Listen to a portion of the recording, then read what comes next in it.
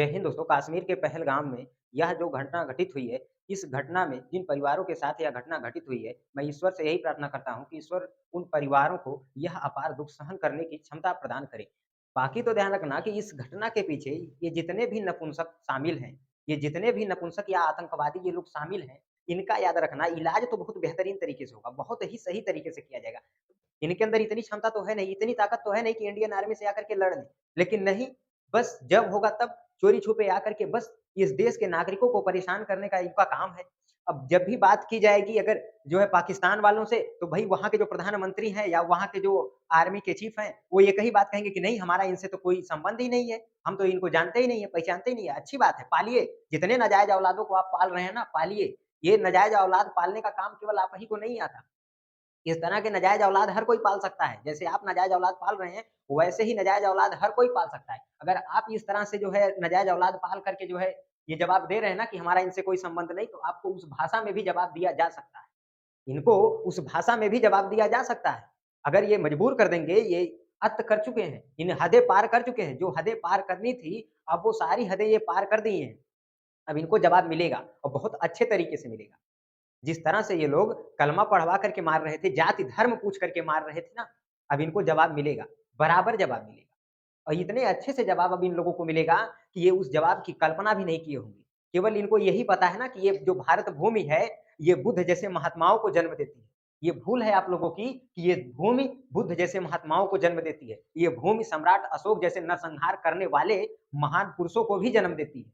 ये आप भूल चुके हैं। तो ये आपको याद दिला दिया जाएगा और जितने अच्छे से आप इस बात को समझ जाइए उतना ही बेहतर है क्योंकि अब जितना भी आप लोग घटना घटित किए हैं, जितना भी आप लोग अत्त करना था, आप सब लोग सारी हदें पार कर चुके हैं, बहुत ही अत्त कर चुके हैं। अब आप लोगों से हिसाब लिया जाएगा और सूद समेत वापस लिया जाएगा। आप लोगों ने यह जो कार्य किया है, यह जो कृत्य इन लोगों ने किया है, यह बहुत ही निंदनीय कृत्य किया है। यह जो घटना घटित हुई है या इन्होंने यह जो कार्य किया है, इससे जो पूरा 150 करोड़ भारतीय हैं, ये सबको इससे दुःख पहुँचा है, सबको कष्ट हुआ है, सबका हृदय आहत हुआ है। अब तो घटना घटित होगी और अब बदला बराबर लिया जाएगा और जब तक ये 24 करोड़ पाकिस्तानी इनको ये पता नहीं चलेगा ना कि नहीं बाप बाप होता है, बेटा बेटा होता है, जब तक इनको इसका पता नहीं चलेगा, इनका अनुमान नहीं होगा, तब तक ध्यान रखना इनको इनकी औकात पता नहीं चलेगी। इनकी औकात इतनी नहीं है कि 1 बोरी जो है आटा खरीद सकें, चले हैं जो है भारत पर जो है आक्रमण करने, कश्मीर को अपना बनाने के लिए। अरे आक्रमण करना है तो आओ ना आमने-सामने लड़ लो युद्ध, पता चल जाएगा।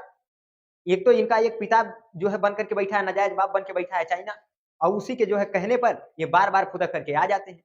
आइए अब आपका हिसाब होगा, अब इन लोगों का बराबर हिसाब होगा। जो कह रहे थे ना कि जाकर के ये जो बेचारी महिला थी, इस महिला के पति को मार दिए और जब ये कह रही थी कि हमको भी मार दीजिए, तो उसको कह रहे थे कि तुम जाके मोदी को बताना। अब वो मोदी को ही नहीं, पूरे 150 करोड़ भारतीयों को बताई है और अब ये 150 करोड़ भारतीय देखिए आप लोगों का क्या हाल कर अब हम सबकी सरकार से बस यही माँग है, ये जो छोट-मोटी सर्जिकल स्ट्राइक करके जो है हम लोगों को भ्रम में मत डालिए। अब बदला लीजिए और बराबर बदला लिया जाए।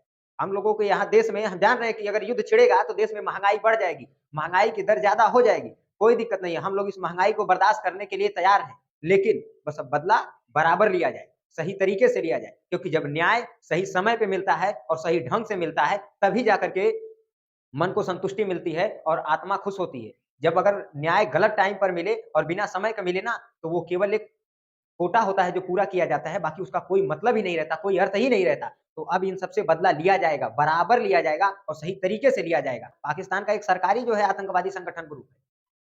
तो इनको उस पर बहुत बड़ा घमंड है ना, अब आपका सारा ग्रुप खत्म हो जाएगा, घबराइए मत। आपका इलाज होगा और बहुत बराबर तरीके से होगा, बहुत अच्छे तरीके से होगा। परेशान मत होइए।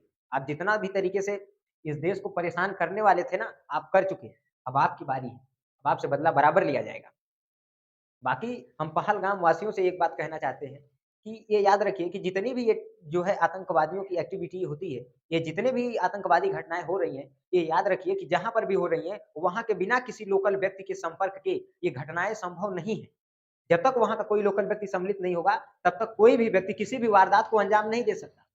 और आप लोग कितने बढ़िया हैं कि जो है मतलब कुछ चंद पैसों के लिए ऐसी घटनाओं को वारदात होने देते हैं। याद रखिए कि वो जो चंद पैसे हैं कुछ ही दिनों में खत्म हो जाएँगे।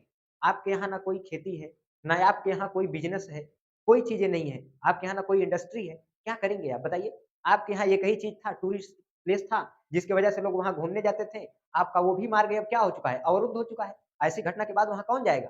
जब लोग जानेंगे कि नहीं वहाँ पे जाने के बाद अगर हमें मृत्यु ही मिलनी है, हम मर ही जाएँगे तो क्या जाएँगे घूमने के लिए? वहाँ तो अब कोई जाने वाला नहीं है। अब आपकी तो ये हालतें हो चुकी हैं कि अब आप क्या करेंगे? एक तो ये साले खुद भिखारी हैं, भीख माँग रहे हैं कटोरा लेकर के और दूसरे को भी भिखारी बना रहे हैं और आप लोग उनका सहयोग भी कर रहे हैं। तो आप लोग ऐसा मत करिए कि उनका सहयोग कीजिए। ये तो खुद भिखारी हैं, भीख माँगने का काम कर रहे हैं और इन भिखारियों को बोला ही क्या जाए? इनको बस एक ही चीज़ से मतलब है कि कैसों भीख माँग ले, 2 कौर रोटी मिल जाए उतना बहुत है। ये तो इधर-उधर कटोरा लेकर के जगह-जगह घूम-घूम करके भीख माँगते हैं और जब भीख में कुछ मिल जाता है, उस भीख को ला करके आप लोगों को दे करके घटना घटित करवाते हैं और आप लोग भी वैसे सहयोग करते हैं। ऐसा कार्य आप लोग मत कीजिए। बाकी तो इन लोगों का भी हिसाब होगा, बराबर होगा, बहुत अच्छे से होगा आप लोगों का हिसाब, घबराइए मत। बाकी अब हम सबकी बारी है, अब हम लोग मिल कर के इन लोगों के साथ वही कार्य करेंगे जो इन लोगों ने हम लोगों के साथ किया।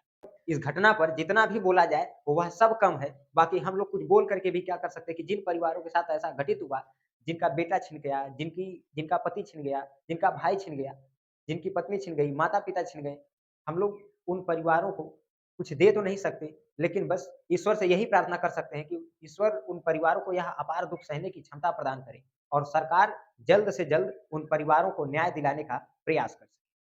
मिलेंगे नेक्स्ट वीडियो में। जय हिंद।